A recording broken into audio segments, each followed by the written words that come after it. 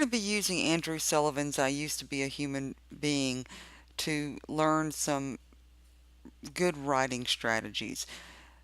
Although Sullivan's article is a professional one and it's written for a different audience than you'll be writing for, and your essay is an academic essay, so it has a different structure. Nevertheless, we can learn a lot of useful writing strategies from the professional essays that we read. So let's just start with his title, I Used to Be a Human Being. That's an intriguing title. We read that and we say, whoa, we want to see what he's talking about here. So you can also write clever, intriguing titles for your essays, even though they're academic essays. It gets your reader's attention. The most important thing, though, is that your title be relevant to the point that you're making and that it hints at the point you're making. And here we see that Sullivan's does. After we read his essay, we understand that he's talking about how digital technologies make us less human in some ways. Then he opens his essay with an anecdote. This is a technique that is often used, and it's effective because when you start to read a story, you want to continue reading to see what happens. So he's opening with an anecdote, a very short story that not only engages readers, but it also connects very clearly to the point he's making in the article. Let's talk about transitioning between paragraphs. So, within your academic essays, your paragraphs are going to be expressing and developing distinct supporting points, but they still all belong to the same essay. So they should fit together. They should flow from one point to the next. And we can see this even in Sullivan's essay, this professionally written essay. So let's take a look. These are some paragraphs that are at the toward the bottom of page 2 and on to page 3. So one of the paragraphs ends with a listing of various types of digital content. And then notice at the beginning of the next paragraph, he says, we absorb this content.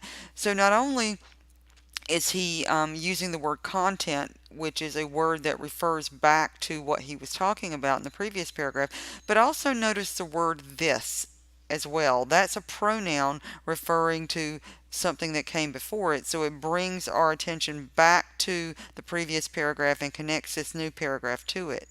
At the end of that second paragraph here, he uses the word engaged. No information technology ever had this depth of knowledge of its consumers or greater capacity to tweak their synapses to keep them engaged.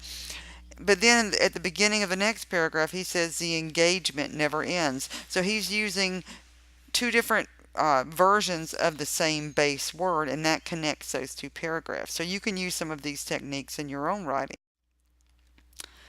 Notice, and this is really important because you're going to be using statistics in your papers. So notice how he uses statistics in this paragraph from page 3.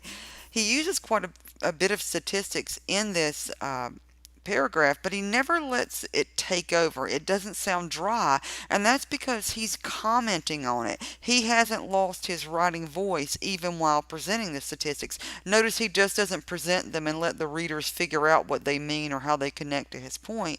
Instead, you notice that within this paragraph, he explains and comments on them, and you should do the same. Let's take a look at how he introduces I'm going to give you an example from page 6 of how he introduces a quote. And you'll notice here that it's the full sentence, his own full sentence. Then there's a colon, and then there's the quote. So that's one way you can introduce a quote. Quotes should never be dropped into their own sentence. Instead, they should be connected in some way to sentences around them. So in this case, it's your sentence, colon, quotation. Finally, let's look at how he concludes his essay. There's two things he does in this conclusion that you can keep in mind when you write a persuasive essay. One, he includes a hopeful note in here. I haven't given up, even as each day at various moments I find myself giving in. So, but the key thing here is I haven't given up. So there's that hopefulness there.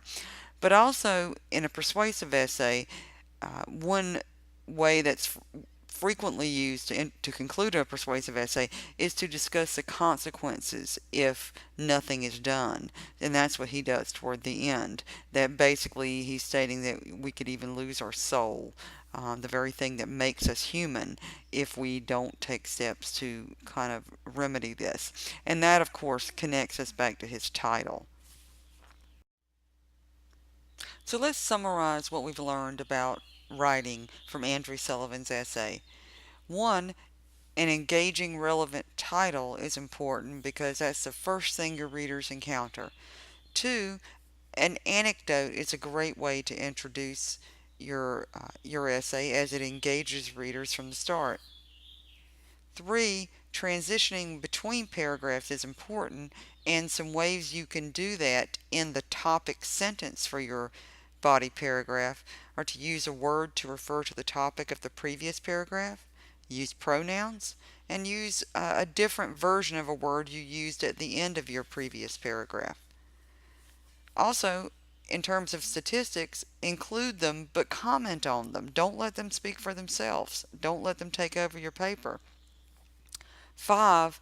One way to introduce a quotation is by using your own full sentence, a colon, and then the quotation. And finally, one way to conclude a persuasive essay is to indicate the consequences if action isn't taken.